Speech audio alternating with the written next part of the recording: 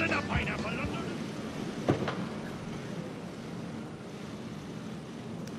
Good morning. I will shortly be seeing His Majesty the King to offer my resignation as Prime Minister. To the country, I would like to say first and foremost, I am sorry. You what? I have given this job my all, but you have sent a clear signal that the government of the United Kingdom must change, and yours is the only judgment that matters. I have heard your anger, your disappointment, and I take responsibility for this loss. To all the Conservative candidates and campaigners who worked tirelessly but without success, I am sorry that we could not deliver what your efforts deserved. It pains me to think how many good colleagues who contributed so much to their communities and our country will now no longer sit in the House of Commons. I thank them for their hard work and their service. Following this result, I will step down as party leader, not immediately, but once the formal arrangements for selecting my successor are in place.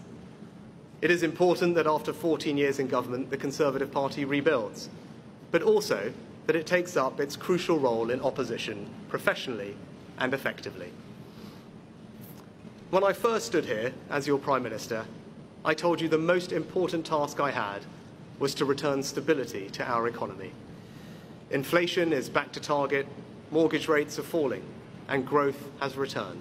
Disgusting! We have enhanced our standing in the world, rebuilding relations with allies, leading global efforts to support Ukraine, and becoming the home of a new generation of transformative technologies.